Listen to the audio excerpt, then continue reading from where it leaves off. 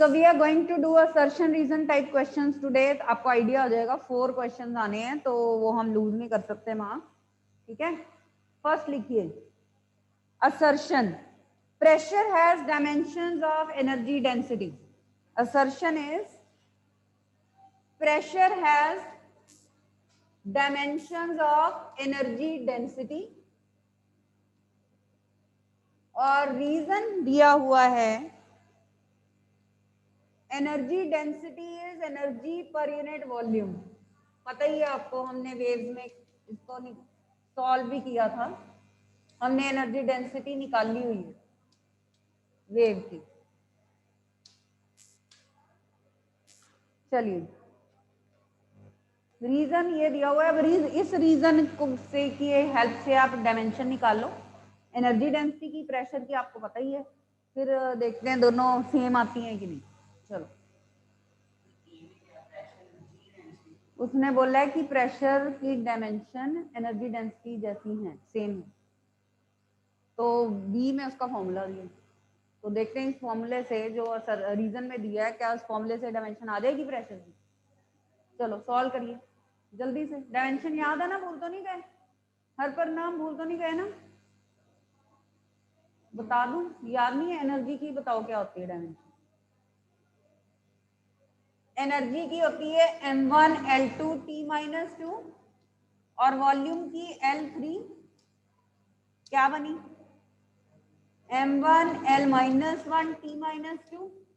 अब चेक करो ये प्रेशर की होती है, प्रेशर होता है फोर्स ओवर एरिया, फोर्स की होती है m1 L1 T-2, एरिया की L2, तो सेम आ गई।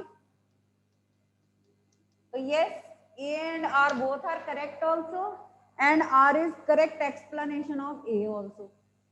एक तो दोनों ठीक है स्टेटमेंट्स, और दूसरी चीज R से ही हमारे पास A की एक्सप्लेनेशन आ रही है, रीजन करेक्ट आ रहा है।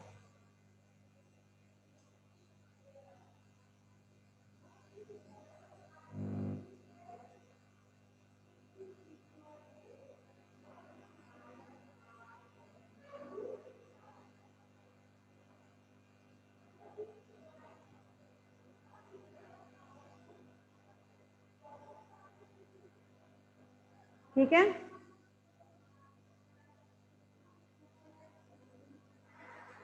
नेक्स्ट लिखिए assertion mass and energy, mass and energy are not conserve separately. सुन लो पहले, मास एंड सुन ही लो क्योंकि ये स्टेटमेंट कंसेप्चुअल सी है। Mass and energy are not conserve separately but are conserved as a single entity called mass energy. मतलब हम ये नहीं कहते कि मास अलग से कंजर्व्ड है एनर्जी अलग से, ये मास एनर्जी इक्विवेलेंस है, मास एनर्जी की एक एंटिटी लेके हम कंजर्वेशन की बात कर रहे हैं is equal to m c square में।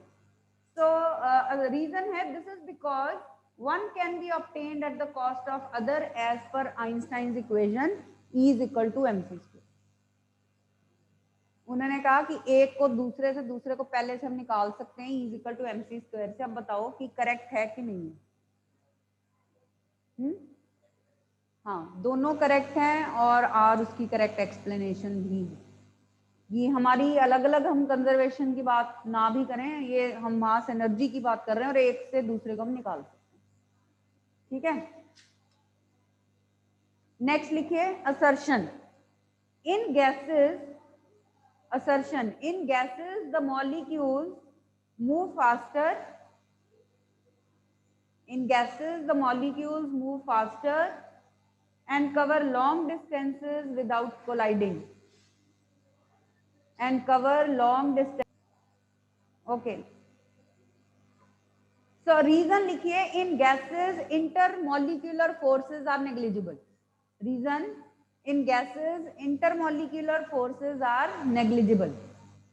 तो क्या ये रीजन होता है कि जो गैस मॉलिक्यूल्स हैं वो फास्ट मूव करते हैं, लॉन्ग डिस्टेंस कवर करते हैं बिना कोलाइड किए हुए, क्योंकि उनके इंटरमॉलिक्यूलर फोर्सेस नेग्लिजिबल होते हैं, बहुत ही कम होते हैं, इसलिए वो ज्यादा कोलाइड नहीं करते और लॉन्ग डिस्टेंस कवर करते हैं और बहुत फास्ट मूव करते हैं। क्या यही रीजन है? क्या है फिर रीजन? हाँ नहीं, इंटरमॉलिक्यूलर फोर्सेस गैसेस में लीस्ट होते हैं, सॉलिड्स में मैक्सिमम होते हैं तभी क्लोज पैकिंग होती है। तो ठीक है, ठीक स्टेटमेंट है और ये उसी की करेक्ट एक्सप्लेनेशन भी है। इसका आंसर भी ए आएगा।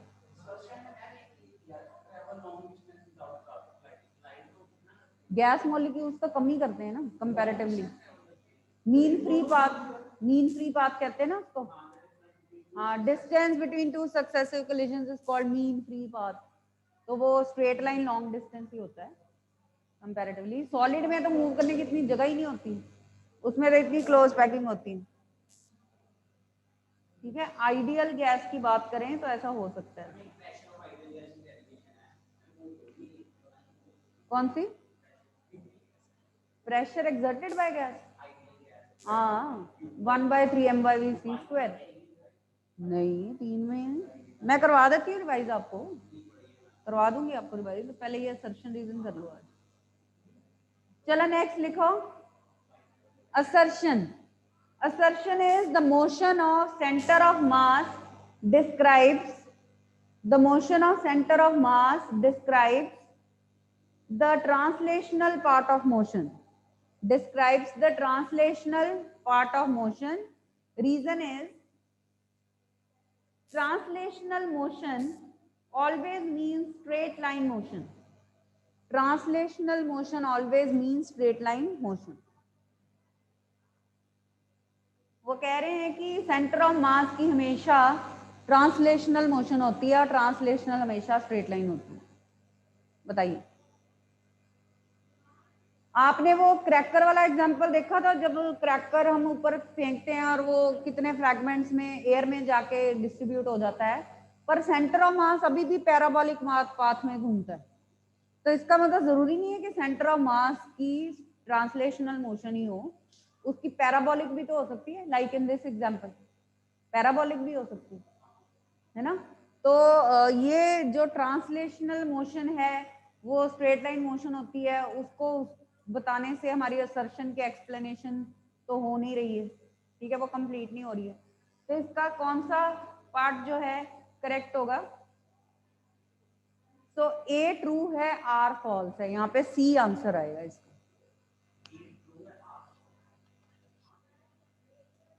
कि ए फॉल्स है और आर ट्रू।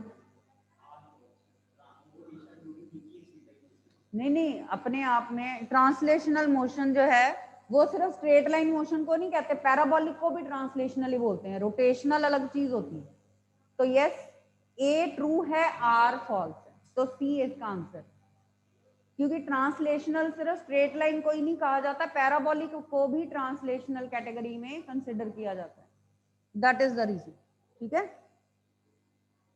सी पार्ट है इसका answer. Assertion is true, reason is false. Next लिखिए असर्शन। नेक्स्ट लिखो assertion, internal energy of an ideal gas. लिखो, internal energy of an ideal gas does not depend upon volume of the gas. Internal energy of an ideal gas does not depend upon volume of the gas. Reason, internal energy depends on temperature of ideal gas. Reason, internal energy depends on temperature of ideal gas. तो बताओ obviously। ठीक है, internal energy जो है वो volume पे depend नहीं करती, टेम्परेचर पे डिपेंड करती है, आपको पता है। उसकी जरूरत नहीं है यहाँ पे। फैक्टर्स जो, अगर हम काइनेटिक थ्योरी ऑफ गैसेस से देखें कि जब हम एक गैस को हीट करते हैं उसके टेम्परेचर इंक्रीज होने से उसकी काइनेटिक एनर्जी बढ़ती है। Kinetic energy is directly related to internal energy. तो इंटरनल एनर्जी वी नो कि टेम्परेचर पे डिपेंड करती है, वॉल्यूम पे डिपेंड नहीं करती। पर इन दोनों स्टेटमेंट्स का आपस में कोई रिलेशन नहीं है कि इंटरनल एनर्जी वॉल्यूम पे डिपेंड नहीं करती, टेम्परेचर पे करती है। तो रीजन असर्शन को एक्सप्लेन नहीं कर रहा। तो इसका आंसर है बी पार्ट, कि both assertion and reason are true but R is not correct explanation of it. ठीक है, R is not correct explanation of it. और आप ये एक चीज ध्यान रखिए, अगर सपोज करो एक चीज के बारे में आप श्योर हो, दूसरी के बारे में श्योर नहीं हो, तो सिर्फ ए बी सी डी में आंसर मत दे देना। अगर आपको लगता है कि असर्शन और रीजन ट्रू है, कम से कम वो लिख देना, उतना पार्ट हो सकता है आपको आधा नंबर मिल जाए इसमें। आई मीन अगर आपने ए बी सी डी में से मार्क किया फिर तो कुछ भी नहीं मिलेगा ना, अगर गलत हो गया, है ना। ऑप्शन भी लिखो, साथ में थोड़ा ये भी लिखो कि आप क्या कह रहे हो, ठीक है ना, ताकि हो सकता है आपको आधा नंबर उस चीज का मिल जाए कि assertion reason both are true, but R उसकी करेक्ट एक्सप्लेनेशन है कि नहीं है, उसका आधा नंबर हम दे सकते हैं, काट सकते हैं, आधा दे सकते हैं।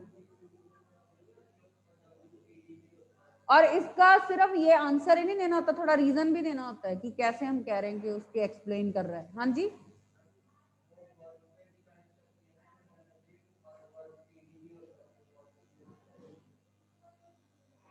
Internal energy work done depend करता है, डी डब्ल्यू इज पीडीवी, तो वर्क डन डिपेंड करता है ना वॉल्यूम पे, इंटरनल एनर्जी थोड़ी करती है। इंटरनल एनर्जी तो आपकी होती है सीवीडीटी, टेम्परेचर पे डिपेंड करती है ना, D U is equal to सीवीडीटी।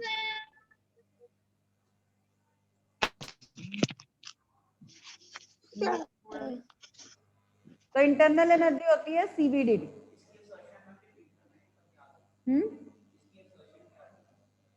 किसकी असर्शन यही थी कि internal energy of an ideal gas does not depend upon volume of gas. Internal energy of an ideal gas does not depend upon volume of the gas. और second थी internal energy depends on temperature of ideal gas. तो ये दोनों statement true हैं, पर उनका आपस में कोई एक्सप्लेनेशन नहीं है, तो बी आंसर है, ठीक है, इनका आपस में कोई रिलेशनशिप नहीं है।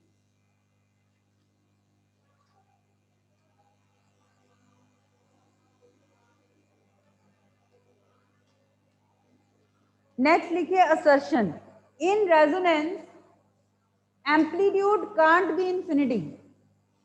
In resonance, amplitude cannot be infinity. Reason: at resonance, driving frequency is equal to natural frequency of the system. At resonance, driving frequency is equal to natural frequency of the system.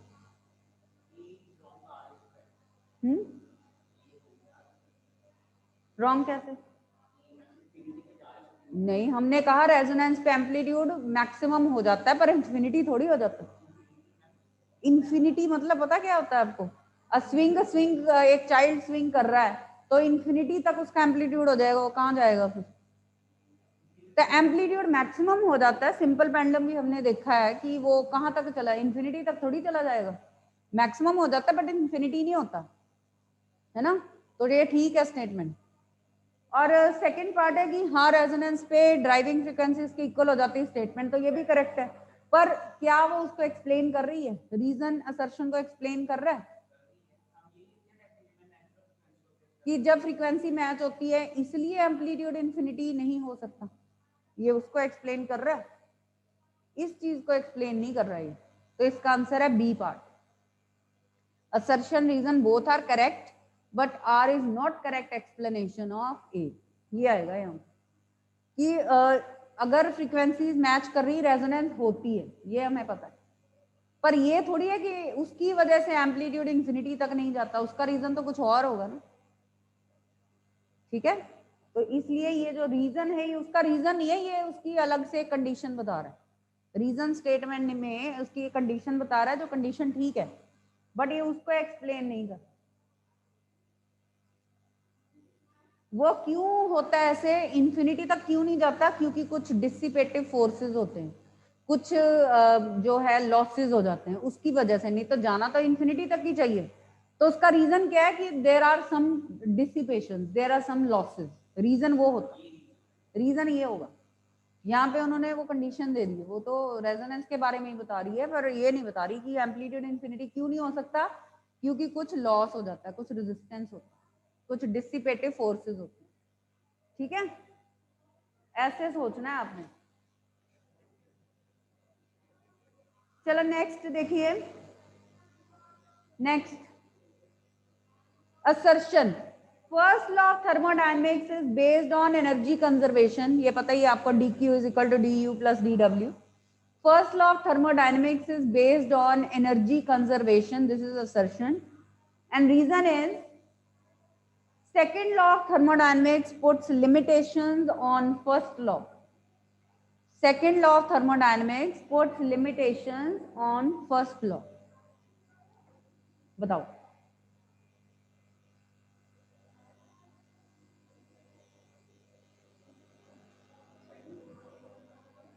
Second law की दो statement करवाई थी आपको, Clausius statement और kelvin Planck statement. तो first law क्या था, D Q D you plus D W, energy conserve रहती है, वो ठीक है, पहली स्टेटमेंट ठीक है, कि कंजर्वेशन ऑफ एनर्जी के बारे में. सेकेंड लॉ की स्टेटमेंट एक तो ये थी कि एनी मशीन, ठीक है, unaided by external agency cannot transfer heat from body at low temperature to body at high temperature.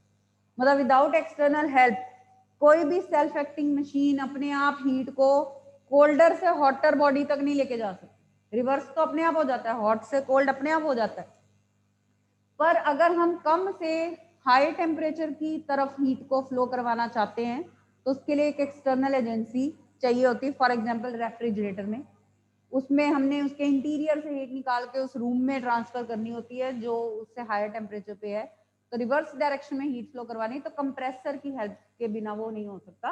External supply, power supply वो कंज्यूम करता है, फिर कर पाता है उसको. एक तो ये क्लॉजियस स्टेटमेंट है, ठीक है. केल्विन प्लैंक स्टेटमेंट क्या थी सेकेंड लॉ ऑफ थर्मोडायनामिक्स की?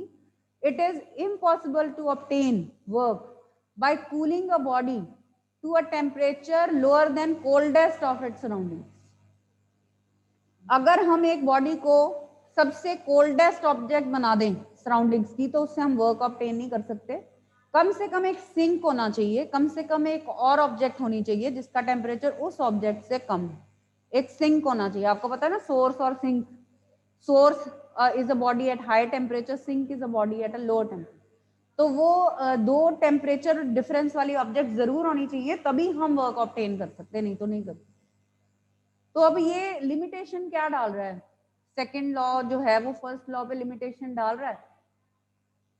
देखो, फर्स्ट लॉ की कुछ लिमिटेशंस थी कि ये हमें हीट ट्रांसफर की डायरेक्शन के बारे में कोई आइडिया नहीं दे रहा, हमें रेट ऑफ हीट फ्लो के बारे में कोई आइडिया नहीं दे रहा, ये कुछ लिमिटेशंस थी. तो स्टेटमेंट तो करेक्ट है दोनों, पर ये है कि उसका उससे कोई लेना देना नहीं है. फर्स्ट लॉ जो है कंजर्वेशन ऑफ एनर्जी पे बेस्ड है, उसका सेकेंड लॉ की लिमिटेशंस के उससे कोई इफेक्ट नहीं पड़ता उसके ऊपर. सेकेंड लॉ जो लिमिटेशन है उसकी, उससे फर्स्ट लॉ की स्टेटमेंट चेंज नहीं होने वाली, वो कंजर्वेशन ऑफ एनर्जी ही रहेगी हमेशा. तो A and R are true, but R is not correct explanation of A. तो इसका आंसर भी है बी. बी पार्ट है इसका. लिमिटेशंस ये भी डाल रहा है, हो सकता है डाल रहा हो, पर वो तो फर्स्ट लॉ में लिमिटेशंस आई तो सेकंड लॉ आया. हाँ, वही तो बता रही हूँ कि उसमें ये लिमिटेशंस आई थी फर्स्ट लॉ में कि हीट फ्लो की डायरेक्शन के बारे में कोई आइडिया नहीं दिया गया फर्स्ट लॉ में. Rate of heat flow, heat कितनी फास्ट कितनी स्लो मूव करती है, उसके बारे में कोई आइडिया नहीं दिया गया, इसीलिए सेकंड लॉ आया था. पर वो कहते हैं सेकंड लॉ की जो फर्दर लिमिटेशंस हैं उसका इफेक्ट फर्स्ट लॉ पे पड़ता है, ठीक है ना. वो फर्स्ट लॉ वही रहेगा, conservation of energy. Second law की जो भी लिमिटेशन है उनको दूर करने के लिए थर्ड लॉ ऑफ थर्मोडायनेमिक्स आया है. फर्स्ट की स्टेटमेंट पे कोई इफेक्ट नहीं पड़ेगा उसका, ठीक है. तो इसका आंसर है B part.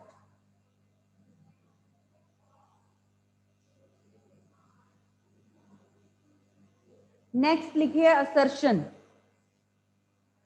If object slide down, if objects slide down an inclined plane without rolling, if objects slide down an inclined plane without rolling, then all the bodies reach the bottom, then all the bodies reach the bottom simultaneously. एक साथ नीचे पहुंच जाती हैं bottom पे. Inclined plane में अगर rolling नहीं हो रही है तो सभी ऑब्जेक्ट्स एक साथ नीचे पहुंच जाती हैं. रीजन इसका क्या है? Acceleration of all the bodies are equal and independent of the shape. acceleration of all of bodies are equal and independent of shape.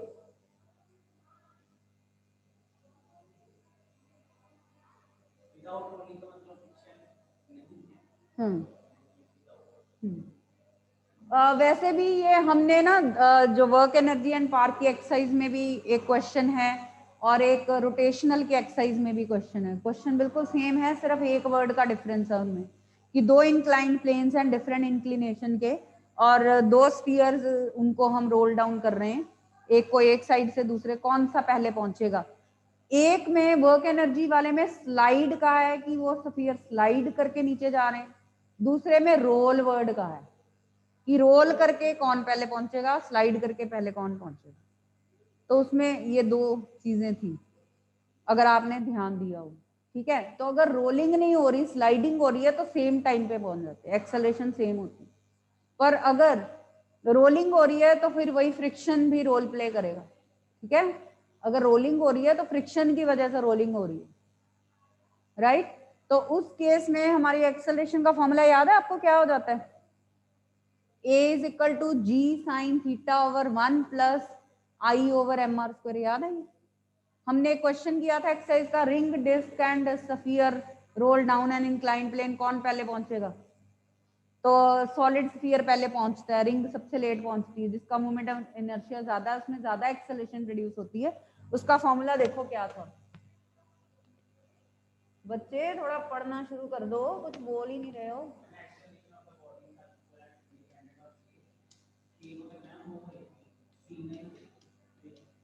एक मिनट, ये देखो, पहले हम पहली स्टेटमेंट बता रहे, ये है. ठीक है, तो ये इंडिपेंडेंट ऑफ शेप नहीं हो सकती क्योंकि मोमेंट ऑफ इनर्शिया पे डिपेंड कर रही है. एक्सेलरेशन मोमेंट ऑफ इनर्शिया पे डिपेंड कर रही है, तो वो फिर सेकंड स्टेटमेंट तो हमारी गलत ही है, रीजन हमारा गलत है, तो इसका आंसर है C part. Assertion is true, reason is wrong. assertion is true, reason is wrong. This is C part.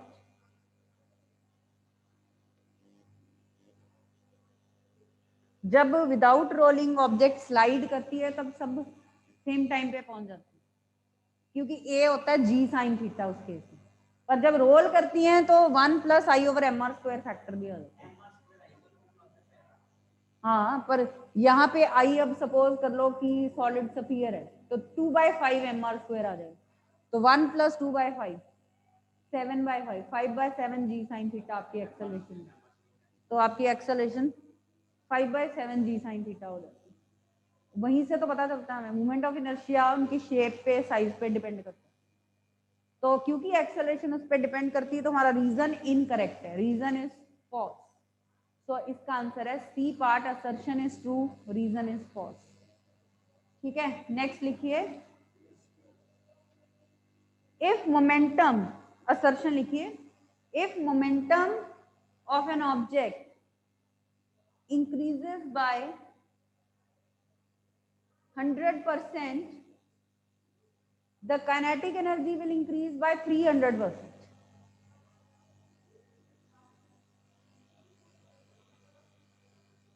If momentum of an object increases by 100%, then kinetic energy will increase by 300%. Reason, हाँ numerical है. Reason, kinetic energy is proportional to square of velocity. Relation पता है ना आपको, kinetic energy, हाँ, E is equal to P square by 2m. तो वो तो ठीक है स्टेटमेंट की kinetic energy is proportional to square of velocity या मोमेंटम. ठीक है, वो तो उन्होंने ठीक बोला हुआ है, रीजन करेक्ट है. आपको पहली स्टेटमेंट चेक करनी है न्यूमेरिकल सॉल्व करके. चलिए, ऐसे न्यूमेरिकल हम किए हुए हैं हमने क्लास में. तो मोमेंटम में चेंज कितना है, 100%. 100% ऑफ पी, ये हो गया 2p. ठीक है, काइनेटिक एनर्जी में चेंज निकालना है. ठीक है, तो kinetic energy P square by 2m है. New kinetic energy is P dash square by 2m 4p square by 2m, मतलब कि 4 टाइम्स E.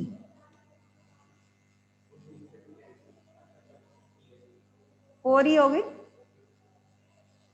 अब परसेंटेज निकालिए फिर एनर्जी में, E dash minus E over E into 100, 4E minus E over E into 100 कितना आ गया, 300 आ गया, 300 आ गया ना। तो इसका मतलब असर्शन भी करेक्ट है, रीजन भी करेक्ट है, और वो उसकी एक्सप्लेनेशन भी है। तो ए पार्ट इज करेक्ट। तो इसका कौन सा पार्ट करेक्ट है, ए ऑप्शन इज करेक्ट।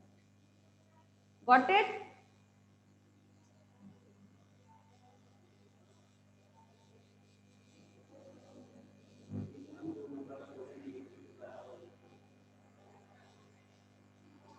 क्योंकि अब ये इजी हो गया ना कंपैरेटिवली, क्योंकि अब उससे डिफिकल्ट चीजें आ गई वेव्स वगैरह की, है ना, तो फिर तो इजी लगेगा ना। चलो अब I think you got an idea about assertion reason question. कल हम करेंगे केस स्टडी क्वेश्चंस की प्रैक्टिस। केस स्टडी वाले क्वेश्चंस किस तरह के होंगे वो कल करते हैं, ठीक है। अभी मैं आपको फिर रिवीजन करवाती हूँ। कौन सी डेरिवेशन बोल रहे थे आप, प्रेशर एक्सर्टेड बाय गैस, आती है किसी को, नहीं आती। Bernoulli's theorem, ascent formula, terminal velocity, excess pressure, ये सब आती हैं सारी, इक्वेशन ऑफ कंटिन्यूटी, सब कुछ ये आता है आपको।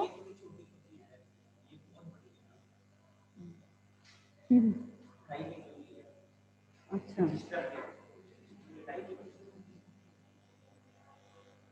ओके।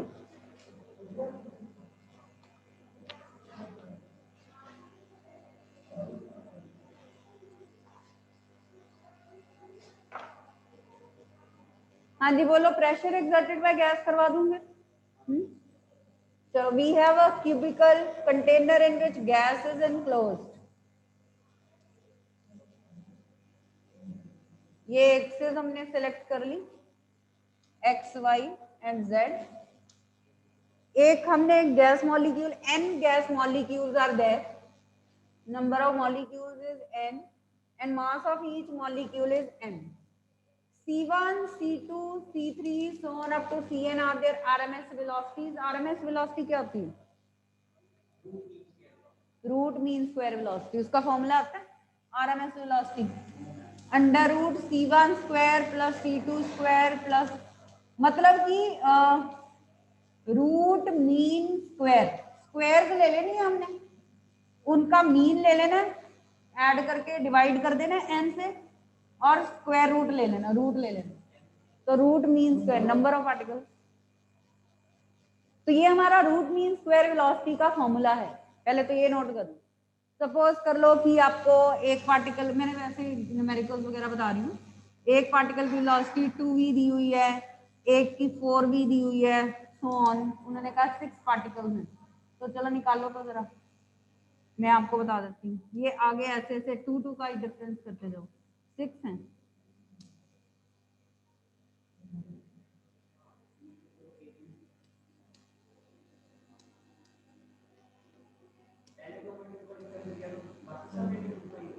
मैं ऐसे एग्जांपल दे दूंगा, सपोज ये है उनकी वेलोसिटी, आरएमएस वेलोसिटी निकालो,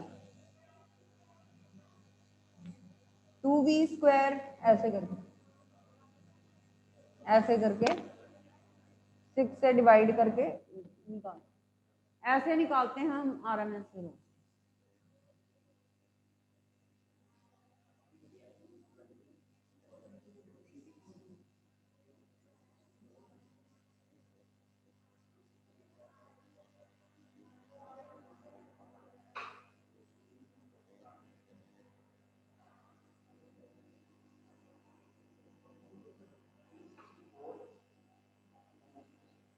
हाँ जी, कॉपी खोल लो आप भी, सॉल्व करके, और कैसे, ठीक है। चलो ये सॉल्व हो जाएगा जितना भी आएगा, ठीक है, बस मैं मेथड बता रही हूँ आपको। और आरएमएस वेलोसिटी 0 हो सकती है क्या, आरएमएस वेलोसिटी 0 हो सकती है क्या, ये टेम्परेचर पे डिपेंड करती है। हाँ, 0 केल्विन पे, हम 0 केल्विन को डिफाइन ही उससे करते हैं, काइनेटिक थ्योरी ऑफ गैसेस से यही हमारे पास आता है कि अगर 0 केल्विन हो तो गैस मॉलिक्यूल मूव करने बंद कर देंगे, So absolute zero temperature is that temperature at which molecular motion ceases, बंद हो जाती है. ठीक है, चलो उस पे आते हैं दोबारा से. Okay, so I was telling कि C1 C2 so on ये RMS वेलोसिटीज हैं हर गैस मॉलिक्यूल की. उसके फर्दर तीन कंपोनेंट्स. C1 के 3 कंपोनेंट्स हैं 3 डायरेक्शन में, x डायरेक्शन में U1 है, y डायरेक्शन में V1 है, z डायरेक्शन में W1 है. ऐसे C2 के 3 कंपोनेंट्स हैं U2, V2, W2 and so on. जैसे अब फर्स्ट पार्टिकल का हम बना रहे हैं, U1 इधर है, V1 इधर होगा, W1 इधर है, और इन सबका जो रिजल्टेंट है C1 वो RMS वेलोसिटी है. हमने एक गैस मॉलिक्यूल की मार्क कर दी. ठीक है, तो क्योंकि C1 इन तीनों का रिजल्टेंट है तो this relation will hold true. Resultant के लिए रिलेशन ट्रू होता है. ठीक है, सेम वे C2 स्क्वायर हम लिख सकते हैं U2 square plus V2 square plus जो मर्जी UVW है. यहाँ पे W ले रहे हैं ना, UVW.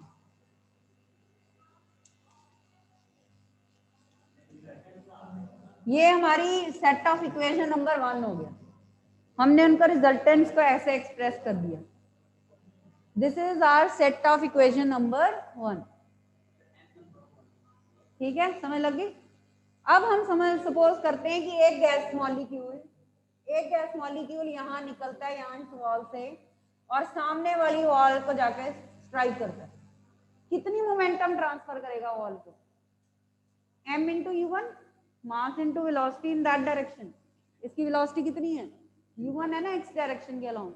तो इसने ये यहाँ से निकला, उधर गया, इसने इतनी मोमेंटम ट्रांसफर कर दी. फिर ये वापस आया टकरा के, इलास्टिक कोलिजन है ना ये, तो उसकी स्पीड तो वही रही, डायरेक्शन चेंज हो गई. अब उसकी मोमेंटम कितनी होगी? -mu1.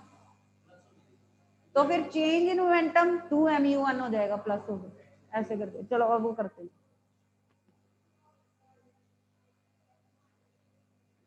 तो मोमेंटम ट्रांसफर्ड या बाय फर्स्ट गैस मॉलिक्यूल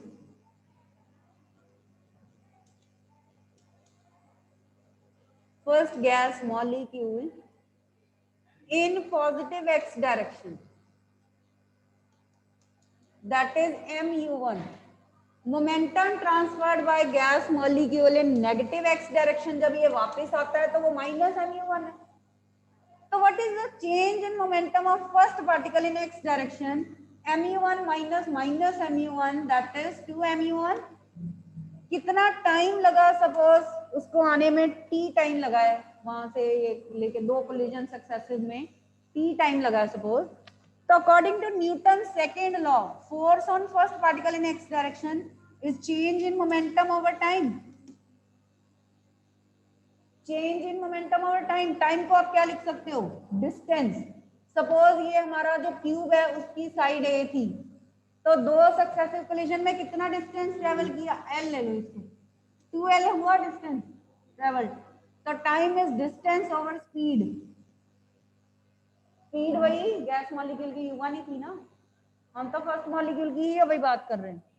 दोनों वैल्यूज पुट कर दो, 2mu1 2L ओवर U1. ये हो गया mu1 square by L.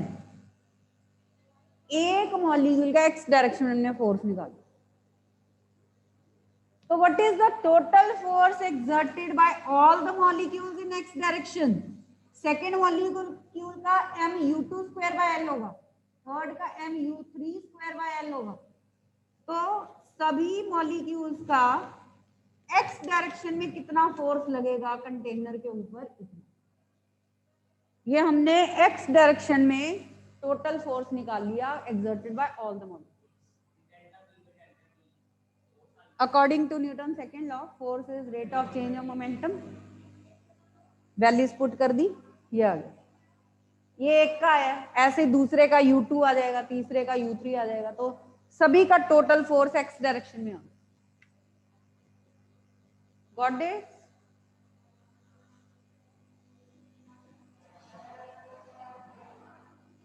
Similarly y direction में यहाँ पे यूज की जगह v's आ जाएंगे, z डायरेक्शन में w's आ जाएंगे.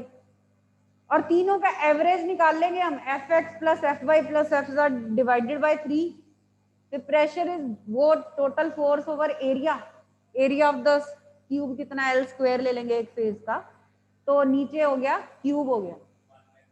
चलो कल करते हैं कंप्लीट, ऐसे वर्ड्स में कैसे समझाऊं मैं आपको, कल ये कंप्लीट करा दूंगी, ठीक है।